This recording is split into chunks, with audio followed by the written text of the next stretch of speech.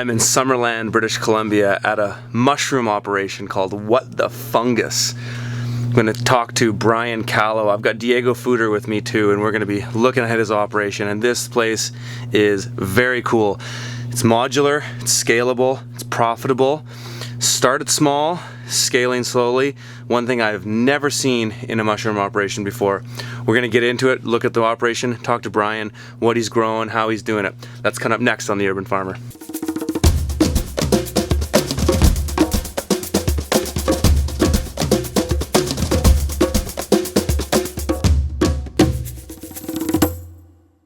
Hey, so I'm here with Brian Callow. So Brian, we're at What the Fungus. We are. Fucking awesome name. Thanks. Where did that name come from?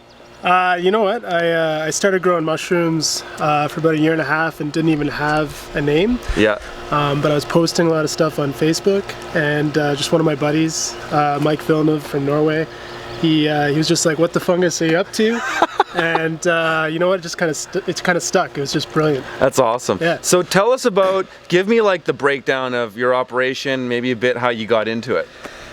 Yeah, sure.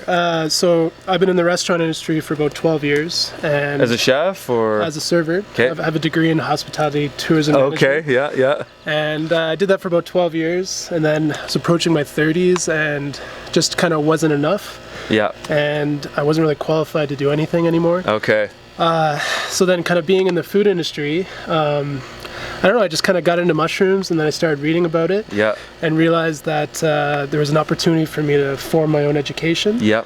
So I kind of just dove into the books for a couple of years, and then met some experts and kind of just formed my own education. And, amazing. 6 years later, this is where we are today. This is where it's at. So we're in Summerland here. How big is this how big is the operation that you use? Like, Sure. What is this, like half acre or something? We're on 4 acres, but we're probably not even using a quarter of an acre for our operation right now. Yeah.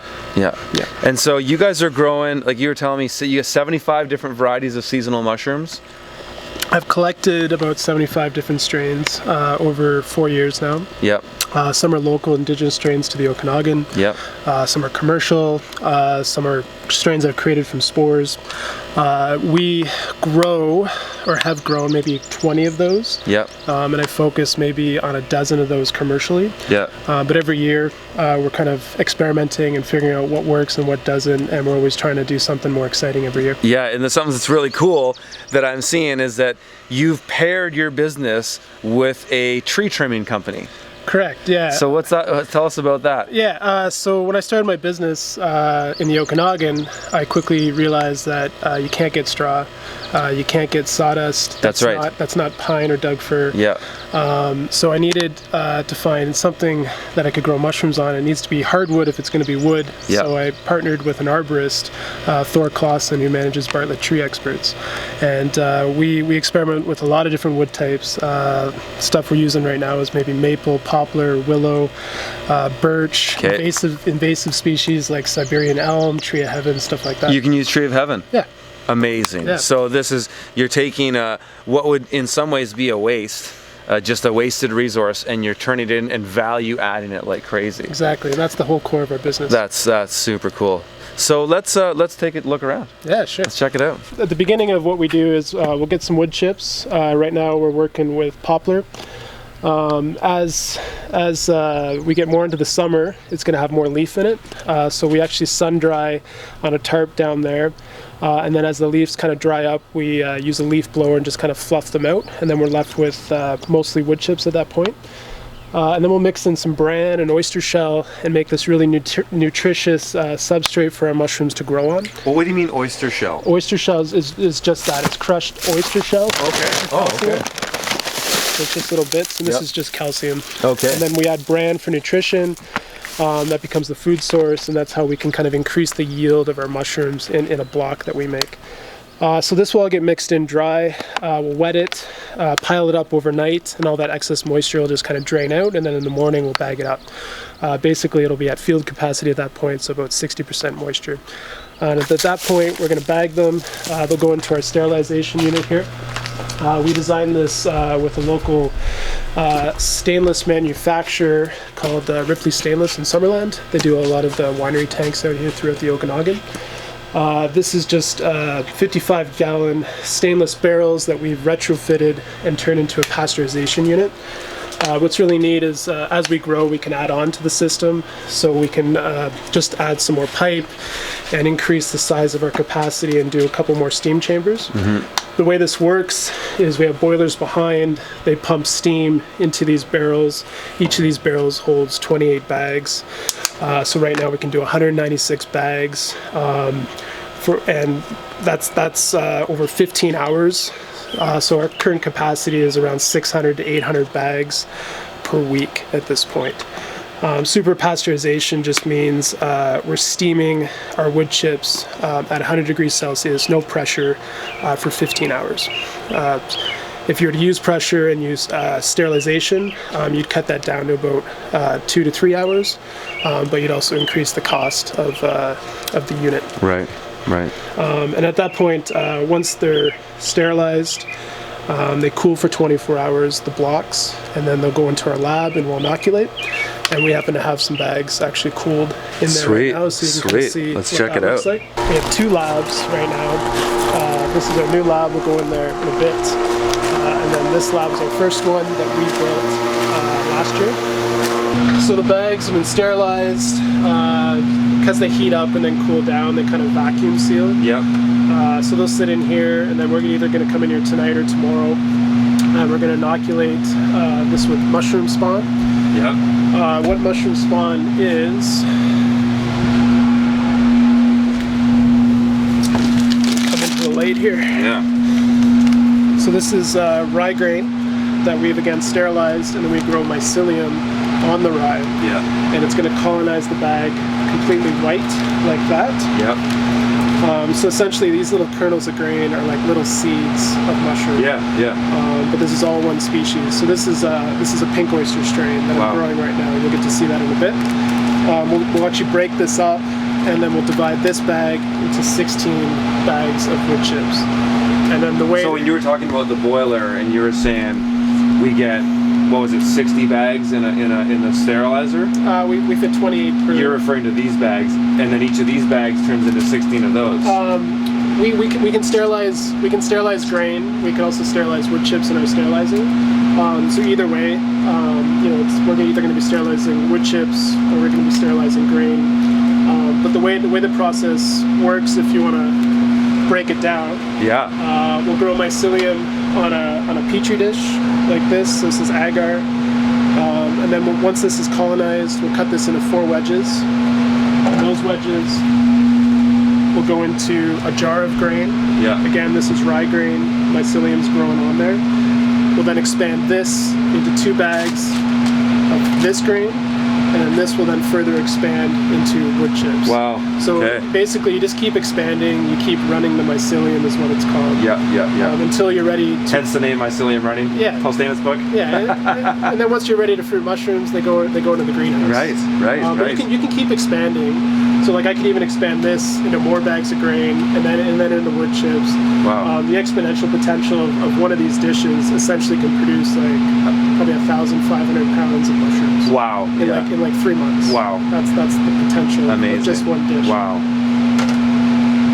So we grow seasonal, so it just means our stuff changes throughout the year. So right now we're moving into our tropical warm weather strains. Okay. We just finished our cold weather, and then by September, October we come back to our cold weather. That's really what makes us different. We're actually the only seasonal mushroom farm in Canada. Really the only people that grow seasonal are farms in Asia. Yeah. Usually it's big business indoors. They focus on a few varieties, whereas we focus on 14 to 20 varieties. Yeah. But that's also what the chefs are looking for. Yeah, they want that variety. And that's really what makes our business unique and makes our business interesting to chefs, because our product is always changing. Totally. Yeah. Totally. The way this lab works is we're bringing in air from outside, so we're actually positive pressurizing this building. And then this is our clean space, so this is actually cleaning the air inside the building.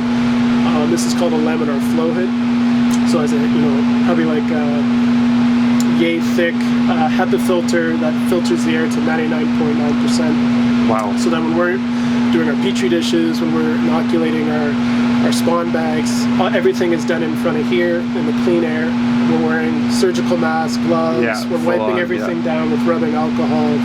Full sterile procedure. Totally, yeah. Because when we've sterilized these bags, or we've sterilized this agar, anything will grow in it. Any kind of spores in the air will want to just kind of jump and grow in this environment because there's nothing competing at that point. Yeah. So that's why you're very sterile. We're just trying to grow the mycelium of a specific mushroom. Right, right.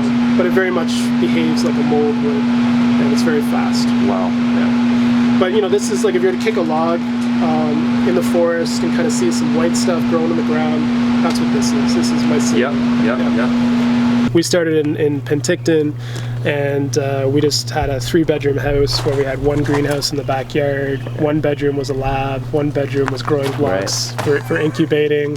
Like it was very much just makeshift, right? Yeah. And then when we moved here, like we poured $25,000 worth of concrete and just decided to make a run at it, Well, it's like you were saying, it's going from hobbyist to professional. Like, you can only do that for so long before, if you want to scale it, you got to have a setup. And this is small. Like, we can't even meet the demand that I'm doing right now. We can only do, right now I'm peaking at about 200 pounds of mushrooms a week, and my demand is probably about 350 a week, and that would be one farmer's market and 20 restaurants. And we're not even in Kelowna yet. We're just starting to sell the rods as like our introduction into Kelowna, but we can't even meet the demand. So we're really careful on how many people really know about us at this point. Right. That's a good problem to have, right? Yeah, it is. Yeah. We're headed towards 1,000 pounds of mushrooms a month. Hopefully at least this year once, and then next year we'll exceed that. That's kind of the direction we're headed. And right now we're doing, I would say about 650 pounds up to maybe last month. Every month. What's the seasonality like, Brian? Like, what's your season? Because you're not doing the winter with these, right? Yeah, we're just April to November. Yeah, we can grow up till maybe 3 days of hard frost, and the beginning of our season we can start maybe mid-March. It's just everything's going to grow a lot slower until it starts warming up. Yeah. Same thing as when we're finishing. Like when I have cold weather strains, I may be harvesting them after 7-8 days. Yeah. When we're heading into maybe November 10th and it hasn't froze yet, some of that stuff might have been growing for maybe 14 to 18 days at that point. Right. The cold just slows it down. So, I mean, I'm sure you get this question a lot. I'm just gonna put myself in the room. I'm sure you get this question a lot, but what kind of investment or infrastructure is required for you to go year-round, and is it worth it? Yeah, if we were to do like a year-round business, we'd have to do a huge indoor facility. Yeah. And we'd be, probably thinking in terms of maybe $500,000 to do of something investment, like that. pour in the pad, build like foundation, Everything. framing. And then you need to have, your heating bills, your AC bills, all that stuff. Yeah. Because we grow seasonal, our real expense is just the concrete. These greenhouses are cheap. Yeah. These are those sheds that people park their cars in. Like $1,000. Yeah. Just to go up, and then a shade cloth, $150, maybe, I don't know, a few $100 worth of shelving. Irrigation system maybe is like $1,500. Whole greenhouse setup with concrete is probably about $7,000. Yeah. And that greenhouse can produce about 30,000 in 8 months. So $7,000 investment to produce 30,000 pounds? $30,000. Dollars. Okay. I mean, it's so cool because what you've got is so scalable. Yeah, exactly. Like it's just okay. Let's just add another pad. That's it. Like shit. This is great.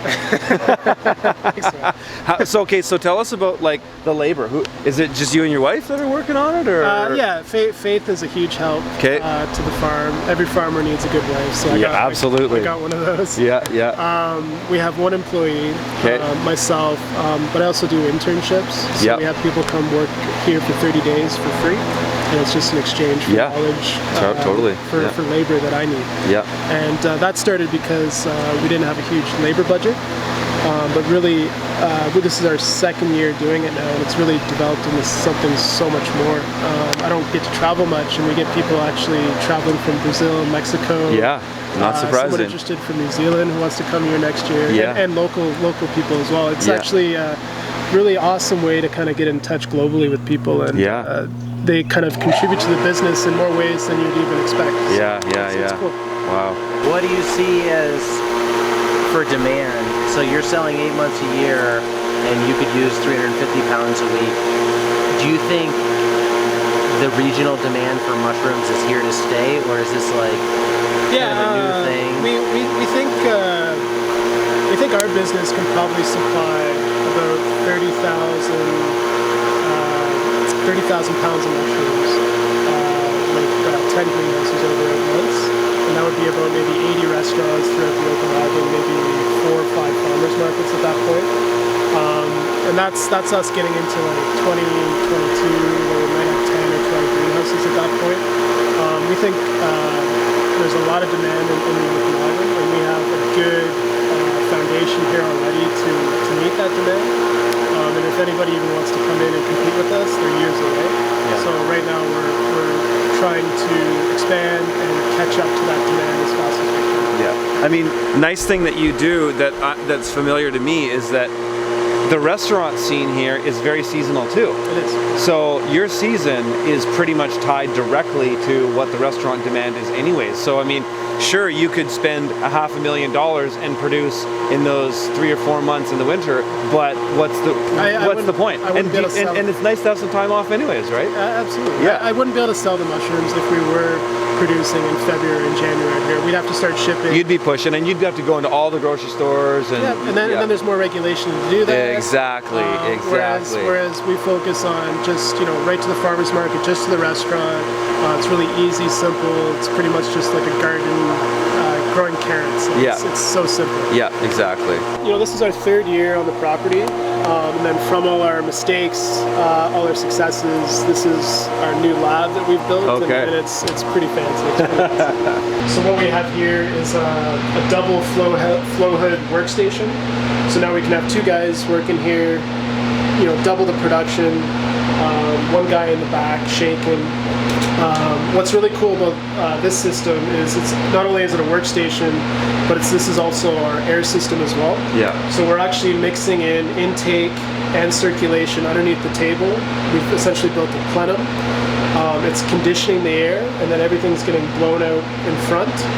We have an AC unit in the lab, which we don't in the other one, and we still have another AC in the back. Yeah. So we're able to actually manage the temperature in here a lot more steady, and it's just a lot more efficient. So what did this one cost to set up? What was the other one too? It's not bad. Like this whole building is probably about maybe 14,000. Okay. The other building a little bit less because we don't have the other unit. But no, it's it's a lot of work. Like Thor and I build the buildings ourselves. Yeah. So it's just a lot of sweat equity that's put into it. Exactly. But that's kind of what makes it fun, right? Yeah, exactly. And you know it in and out. Yeah. In terms of mushrooms, how much of the cost and expense goes into energy, running these filters, pasteurization? We just started paying our electrical bill, so I haven't actually seen what our electrical bill is yet, but I'm predicting it's probably going to be in the neighborhood of maybe $40 a month to run this setup in electricity. That's kind of what I'm thinking. Because we have our pasteurization unit linked to 2 boilers. It's very energy efficient, so we're actually using maybe $50 worth of propane to do 200 bags every cycle. So that works out to be, I think, around 30 cents a bag in energy. Not much at all. If you want to talk about hard costs, one of those bags, which we haven't seen yet, that go into our greenhouse and fruit mushrooms, it's about maybe $3.20 to produce that bag. is roughly what we predict, and that's like with labor, all the costs that are associated with the bag, the brand, the oyster shell, propane, energy costs. And that bag, at a very conservative average, we produce about $10. So we'll make, after we pay ourselves, everything like that, a profit of maybe $6.80 per bag. If everything's going well, we're not having contamination and stuff like that. Of those costs, is most of that labor? Would you say? Yeah, our labor is probably around maybe 30%. Okay. Yeah. But it's very economical. We probably work with about a 55% gross profit margin. Yeah, that math works. Yeah. That's cool. So is this just similar to what we saw on the other one there? Yeah, it's okay. We got bags going in here at different stages. So the mycelium will just start connecting and growing as it fully colonizes the bag.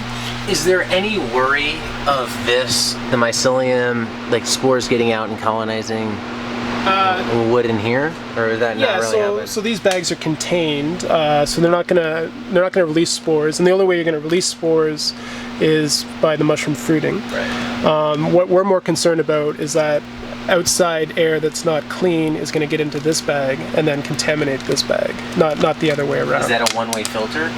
This is a filter that allows for gas exchange. So the mycelium is giving off carbon dioxide, and then it's pulling in oxygen from the surrounding area.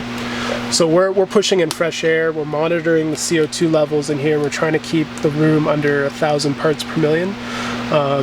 Whereas these bags, if you were to take a reading, it'd probably be around 20,000 parts per million of CO2 in here. It's pretty high. So mycelium loves CO2 to grow, but then when you fruit mushrooms, you want to have lots of fresh oxygen so that the mushrooms grow properly. So having enough air exchange in our greenhouses is very vital. Having enough air exchange in here so that we can work in here and be comfortable is vital as well. Mm-hmm. So is that why you're trying to keep CO2 so low? Exactly. For our sake. For you, human. Yeah. Anything above 2,000, I would consider not critical, but I would maybe start worrying about it. Anything around 5,000 is critical. Anything like 20,000, that you could die from that. So, wow. Yeah. So it's pretty important. Sorry to interrupt you. If you weren't doing that exchange, would these produce enough to where... This room would go up to 5,000 parts per million in half an hour. Oh, so quick. Really quick. Holy. Really quick. This was a long interview. That was part 1.